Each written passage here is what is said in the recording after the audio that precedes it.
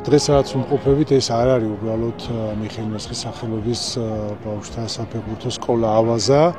ეს არის უდესი ტრადიციის მატარებელი სკოლა და ემოციურია იმ კუთხით, რომ მე ზუსტად ამ სკოლაში გავიზარდე და ეს ჩემთვის არის ძალიან დიდი პატივი, ძალიან დიდი ბედნიერება და ამით ვამაყობ.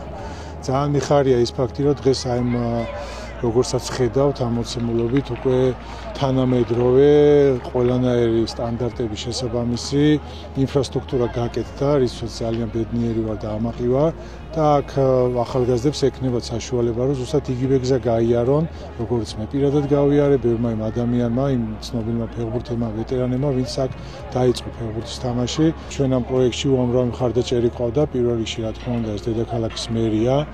უშუალოდ კახი ყალაძე, ვინაიდან ეს ცენტრი ბევრმა ჩვენთაგანმა იცის თუ რა მდგომარეობაში იყო გასხვისებული, შემდეგ მოხდა ამ ტერიტორიის დაბრუნება, ადგილმონაცვლეობა მესაკუთრესთან და პირველ რიგში დაუბრუნდა ქართულ ფეხბურთს, რაც ძალიან მნიშვნელოვანია. ძალიან მიხარია, რომ ამ პროექტში და ასევე სხვა პროექტებს, რა თქმა უნდა, საქართველოს ფეხბურთის ფედერაცია უშუალო მხარდამჭერები არიან FIFA და UEFA და ძალიან ვამაყობ იმით, რომ კიდევ ერთი ახალი საფეხბურთო ცენტრი შეემატა ქართულ ფეხბურთს.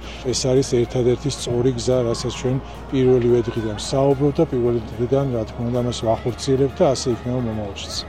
ძალიან გახარებული ვარ, ძალიან ბედნიერი ვარ, რომ დედაქალაქს კიდევ ერთი მნიშვნელოვანი საფეხბურთო ინფრასტრუქტურული პროექტი ავაზა სპორტული სახით შეემატა. ძალიან მნიშვნელოვანია ასეთი პროექტების განხორციელება.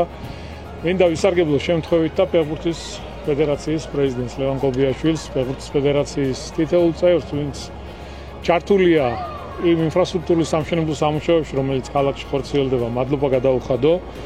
ძალიან მნიშვნელოვანია ჩვენთვის, რომ ჩვენს შვილებს, მომავალ თაობებს ჰქონდეთ შესაბამისი ინფრასტრუქტურა მოწესრიგებული ევროპული დონის. მინდა ყველა იმ ახალგაზრდას, ყველა იმ პატარას წარმატება უსურვო, ვინც სპორტით არის დაკავებული, ვინც ფეხბურთით არის დაკავებული. შეიძლება ყველა პროფესიონალი სპორტსმენი ვერ გამოვიდეს, მაგრამ ჯანსაღი ცხოვრების წესით ცხოვრება ერთობ მნიშვნელოვანია ყველასთვის. People they see the results in Europe. They see the result that Georgian football is achieving. They see what happened. Good academies, good facilities. The players are confident to make passes, which I remember years ago the players were not confident because the pitches were not good. Now you have to get good facilities, and I think it's also important here in Digomi. It's for the youth, for the girls. This is fantastic for them. They never had this, so it's a great thing also you're doing for the society, in my opinion. I think it's a very interesting project because it's not the first one implemented by the Georgian Federation in terms of infrastructure. I can say that as part of the European continent, Georgia is one of the most active countries in terms of football infrastructure, football facilities development.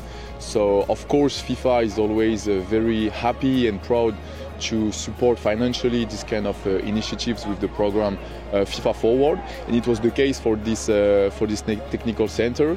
So for us it was important to attend, to be there, and to say that we believe that Georgia is going in a very good path in terms of football, and the most important thing is to have quality infrastructures to enable the kids to play in the best conditions, and I think this is the case here. We can see beautiful technical center, beautiful pitch, so we are very happy with this, and we are sure that we'll see a lot of other technical centers, other pitch that will witness the evolution of young players.